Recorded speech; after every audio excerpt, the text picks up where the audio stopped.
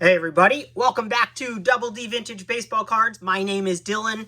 This is, this is some thoughts. This is a response video, in a way, but it is, I guess, for John Mangini. He did a video the other day talking about, are you a collector? Am I a collector? And would I collect, actually more importantly in that question was, would I collect if the cards weren't worth anything? Now, that's like a loaded question, but I'm going to answer that the best I can and share cards with you guys that relate to my experience with collecting and why I collect. I also got reminded, I was watching Brent Richards Collects and Shane Shoebox Legends on their episode number 2. Forgot what the name of the show was, but Shane brought this up as well about, do we collect for value, or basically, would we be a collector if these cards were not valuable? Do we care about the prices on our cards? Do we care? All of that inclusive. That's what this video is about. And I'm going to dive into it right now. Now, first thing I want to say is I grew up in a time where Jose Canseco was the man. And this 87 Topps Jose Canseco was like the card. I mean, there was the 86 Donruss, that was the card. But for attainable cards was the 87 Topps Jose Canseco Rookie Cup. This was the card for me. And why was it the card for me? Because the Beckett told me it was the card for me. Jose Canseco was on fire. And when you looked in the Beckett, this thing was like $2.50, $3 with the arrows going up. I remember I pulled one in a pack and I sold it. It was the first card I ever sold in my life. Was an 87 Topps Jose Canseco.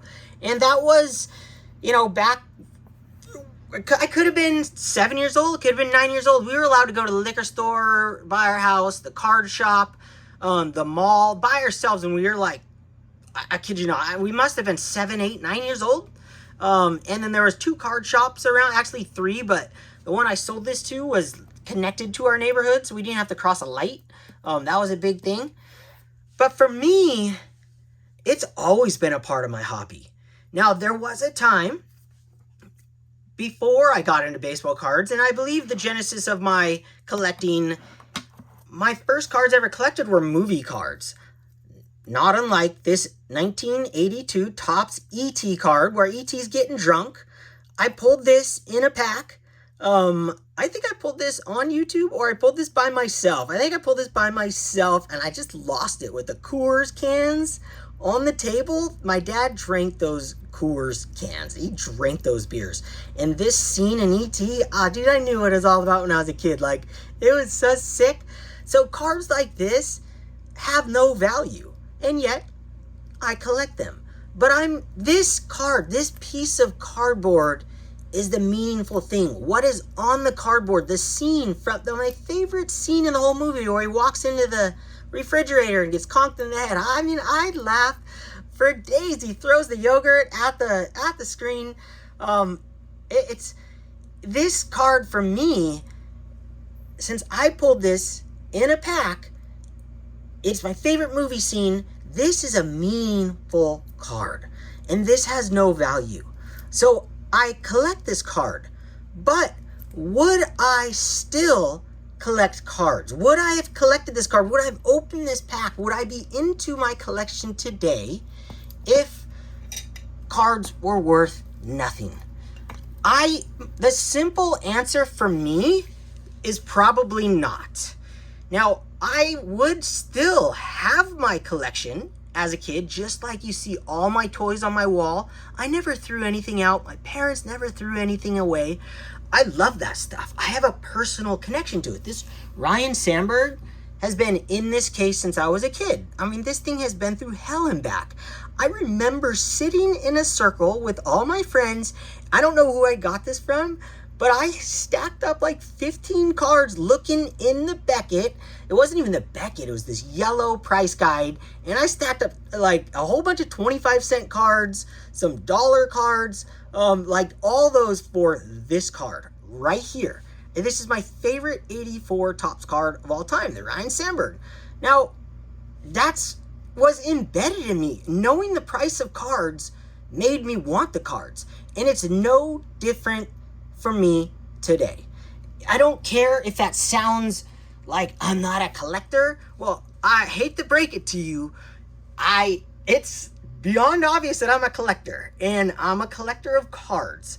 And the value to me is ginormous. I don't spend big money on cards like this Jose Canseco. This regular 87 Topps card, I would never purchase this for more than $5 or $2. And I wouldn't, what I do now is I go for cards like this. So that same card is also in a Tiffany form. And my adult mind in my adult wallet has more money. So I have like 3 of these Topps cards that I purchased at some time, along my collecting career when I didn't have as much money, and I think I have 3 or 4 of these graded, and I've given a bunch away. That was my budget then. But it was because, of course, it's an iconic card. Yes, but that's not, I bought it because there was value to it, and it had that personal connection. But a card like this Jose Canseco, 87 Topps Tiffany, it hits all the boxes for my collecting brain and my collecting wallet now. This isn't it's probably, I think I paid like $30 for this card, and it is a 9, so it's just a standard mint right out of the pack card, just like an 8 would be, or even a 7. The value in it is that there was only, 5,000 of these produced, or 15,000, I forgot, for 87 Tiffany. But that, to me, hits my collector's brain now. And I will buy Topps Tiffany's only. I don't collect numbers, so I would never in a million years anymore buy a regular graded Topps card in a high number for the junk wax era. I'll buy like an 8 for like an 85, Topps Roger Clemens or something for like $10 graded. Yeah, absolutely. I have one, and yeah, I will buy those. But this, for my collecting brain, these Tiffany's, is where I put my money and where I think has the most bang for your buck in the future. Like, I continually look at my cards not as money. For me, when I buy the card, I have the card. I'm not putting the money in there to stock up the money for a later date to sell that card. No, yes, in my brain, I go, well, I could always sell it, but I never buy a card into it going, well, I'm buying this card to sell it. No, I bought this card because I think the future of it is bright. But the most important thing is that I bought this card because I love it. I love that it's a more rare version of that Topps card. It's beautiful. It is iconic. And it does hold value. And I love that about that. It's something about putting my money somewhere, and in the future, if I need it, I can pull it out. But like I said, it's not like I have $35 there or whatever it is. No, I have a baseball card, and I don't, I'd rather have that baseball card than $35 all day long, or whatever it's worth. So those are some examples. And so I'm going to continue here with some more examples. Like, every time I look at a card, I think about these things. Every single purchase I make. Now, I know there's purchases where I buy dollar cards and they're never going to be worth anything and they're for my collection. But if the cards along the way over the last 30 years held no value at all, I probably would have lost interest in collecting cards. I definitely wouldn't have spent the time and the money collecting the cards like I do now, and do the research on cards, which I'm new at and really enjoying. To me, I have no problem telling you guys that I love cards that are valuable. I love that cards are worth money. I want my cards to go up in value. If there's a giant boom like there was, and I've said it back when everyone thought the world was ending, like after the during the crash, there's gonna be another huge boom like crazy at some point. And I love that. I don't care if I all of a sudden can't afford any of the cards that I own. To me, that is a giant win. Why? Because mentally, I could buy more cards because, like John said in his video, over the years of these cards gaining value, we've gained, I personally, and we both talked about this, we've gained confidence in spending real money on big cards. So let me give you some examples of that. So back in the early 2000s, like literally 2099, whatever, I've said this a million times, I went bonkers. I was trying to buy every iconic card I could find in every sport, basketball, hockey, and I had Joe Montana rookies, and baseball. And I had Michael Jordan rookies. This is when Michael Jordan rookies were in PSA 8s and SGC 8s. They were $300 to $450. Nobody cared about centering. It was just buy the 8, because that's what we did back then. I mean, obviously there were some people that were looking at every single card they purchased in great detail and looked for dead centering. There were guys way ahead of the game. But most collectors were all about the sharp corners, and I trusted PSA. And so I would buy 7s and 8s because there wasn't a huge difference back then. Collectors now see a 7 and 8 and it's absurd. A 6 is $500, a 6 is $100, and an 8's like $1,000. It's like, it doesn't even make sense. Where back in the day, the 6 was $50 and an 8 was, say, $150. I'm okay with a card doubling every grade. That's fine. It got crazy. But where I was with that is, I don't remember exactly. I get so rallied up. Oh, my train of thought goes out the window. I love collecting for value. So every pickup that I spend money on, there's a reason. Now, if I was a pure collector, so to speak, could care less about value, like literally nothing, the last thing I would do is buy any expensive cards, because you don't need to go out and look for a Clemente or this Ted Williams 1958 Topps in a condition like this, dead center, the most beautiful baseball card on the planet. You don't have to go out and do that.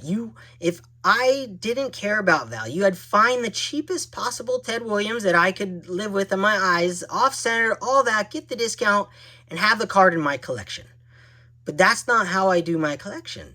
My collection I always wanted it to be worth the most in the future. So in the past, I would buy this card in a 7 because it was packed fresh. I wouldn't even look at it. Thepit.com for years, for a decade, buying on thepit.com, putting them in the vault and then having 100 of them shipped home in the vault at some point, and so on. And I would do that. And I did it on eBay as well. I looked at cards as well. But that's how I do it. Every card that I own, every card I buy is special. Every card I buy is special. Even the $1, the 10-cent cards that hold no value, like this ET, pulling in a pack, it's special. Let me show you a new pickup that will go play into this exactly how what's that doing on the screen? How I do my collection. So you guys have seen these mantles that I'm going for. Now, if I just didn't care, I wouldn't be so picky.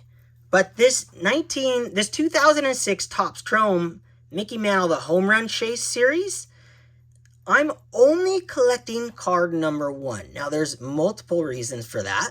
And I'm only collecting the rare copies.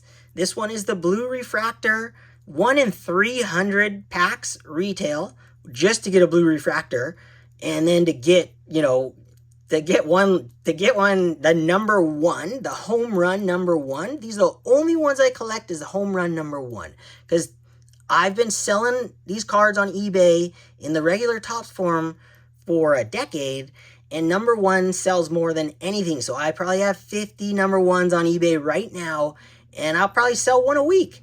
And so I see value in home run number one. It's epic. It's his home run number one. And so when I pick these up, that is 100% in my brain.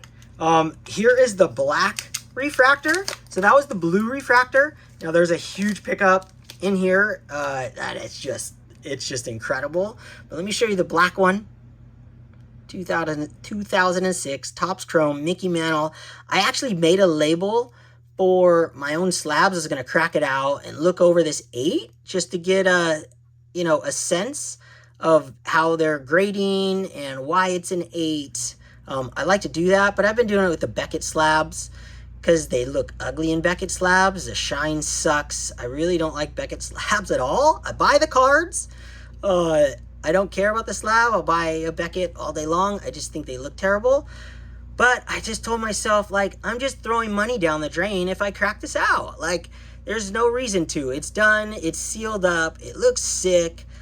So black refractor right there. Now let me show you guys this guy right here. This is my most recent Mickey Mantle pickup that I haven't shared with you guys. It popped up on eBay right after I did that bounty, like the same day. And he was asking, it was a starting price of $99. And it was a 7-day auction or best offer. And I saw it right when it popped up. I got a notification. Red refractor Mantle popped up. Look, I go, oh my gosh, it's number one. So I put an offer in. I had no idea what it was worth. I didn't look up comps. I don't even know if this is ever sold before. I have no idea. There's 25 copies of it. And I offered him 125 bucks or 120 bucks, thinking no chance he's going to take it. But I didn't want anyone bid on it. And he took it. I got this freaking sick red refractor from 2006 Topps Chrome. Now, what's cool about this one is these were actually inserted. So every refractor was inserted differently and in different years, which is got really confusing looking the information up on Cardpedia and all those other card things I look on. Well, this red refractor is number 13 out of 25, inserted into 2008 Topps Chrome packs.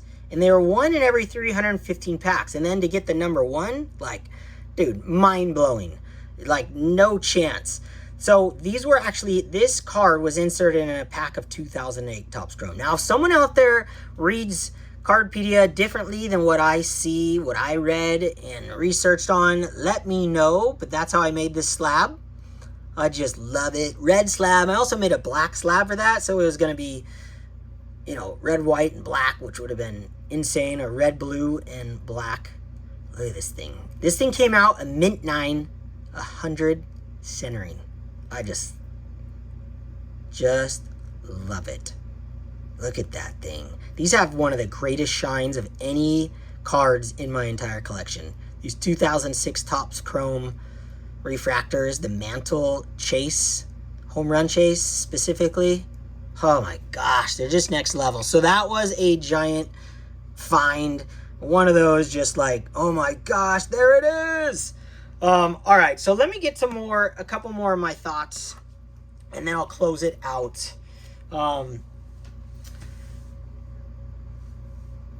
I don't want to be known as a person who is like looking down on anyone's collection, and I don't think anyone thinks that. When I like watching videos of guys' cards that are worth a quarter, if it's the right person sharing them, and I'm really, I have a fun time listening to that person, I love it. And even more love it if they talk about their opinions of that card, where it's going in their collection. I'm building my collection, and the thoughts that I'm expressing to you guys now about the value, that's from my collection. That's how I look at my collection. I've always looked at it in a sense of how much the card's worth.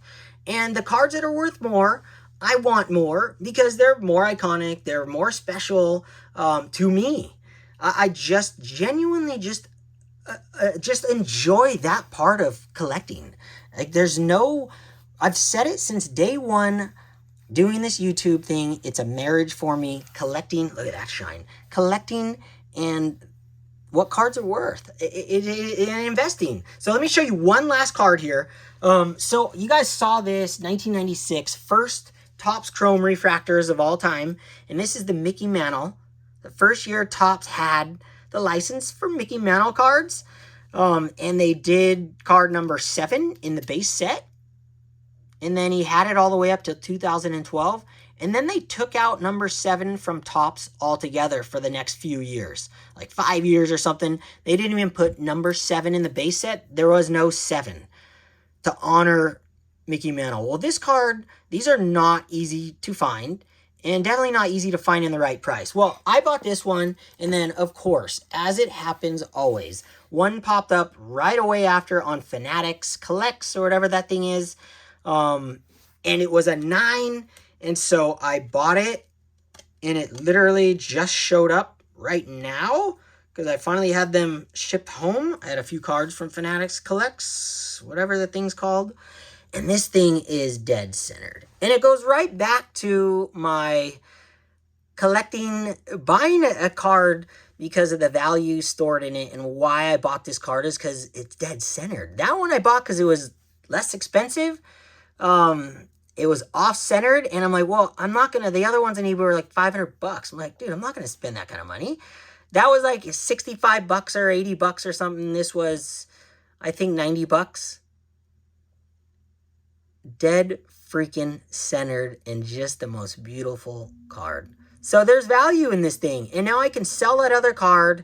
It held its place. I knew I was gonna find a center one after I got it in hand and realized, dude, I don't even want my modern cards off-centered.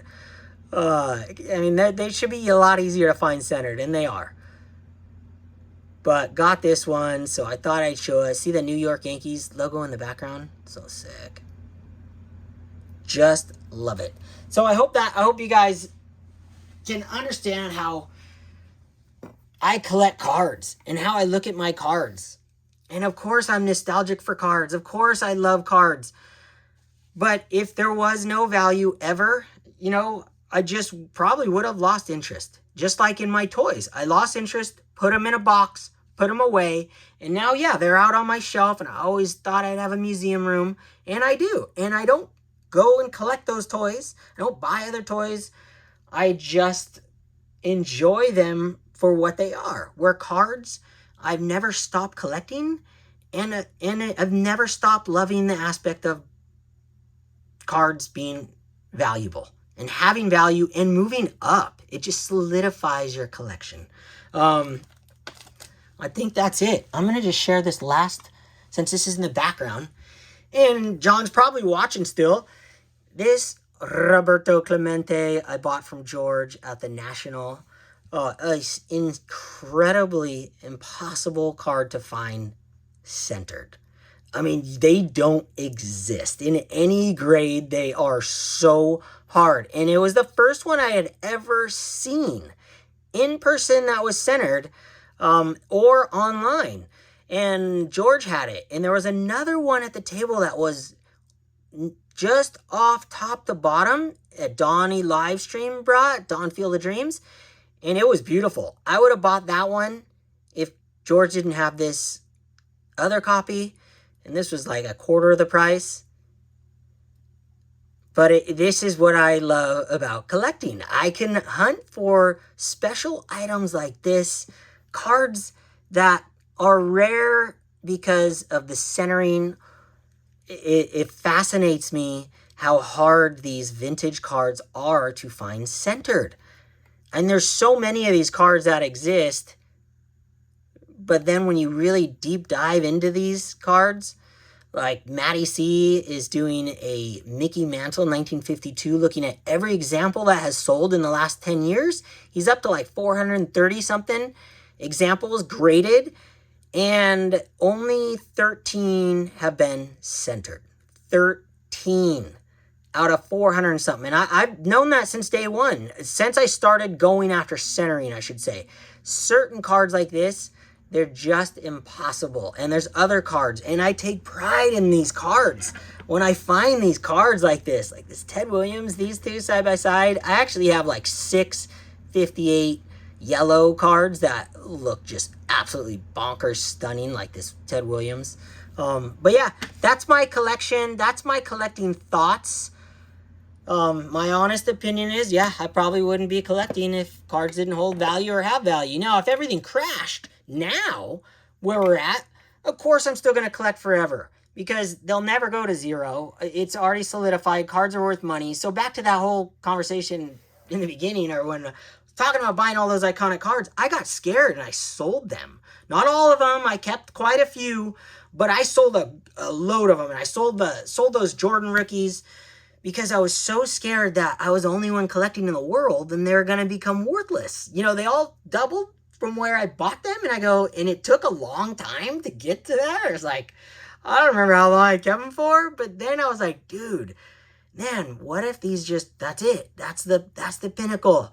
So I unloaded the big ones, but I had cases full, safes full of the $35 to $150, $200 cards still. And then I had a few big boys left, like the Ryan rookie and other things. But with that said, now, even more so than ever, I look at my cards with the eyeballs of an investor and a collector in the same step. The thing is, when I'm building my collection, each card that enters has a better spot than it did before I did YouTube, because I wouldn't have been collecting these number ones because they're modern cards. I wouldn't have gone after centering because I wouldn't have got on YouTube, and then my wife wouldn't have paid such close attention to my card wall finally. I mean, it was always up there, but she never looked at it. But once I got, I was on YouTube, I was talking about cards more, and I forced her to look at my card wall, and then she's like, dude, your cards are all off-centered. And I was like, you're right. So that's it. That's my collecting thoughts. That's my brain. That's been on my brain. I was going to do a video before. But yeah, collect how you love. Collect what you love. And if you don't care about value, man, that's awesome. And if you care about value, that's awesome too. A true collector is someone who accumulates baseball cards for their well-being, for their pleasure, because they enjoy them. Now, if you're flipping cards, you're not a collector. If you, that's all you're doing. But if you're flipping cards and collecting, then you're collecting. If you have cards that you love and you keep them, you're a collector. Okay? Shaka. Oh, last thing. Hope you guys are inspired out there by everyone and everyone's collecting thoughts lately. And don't be influenced by guys like me. Do what you love, collect what you love. Shaka!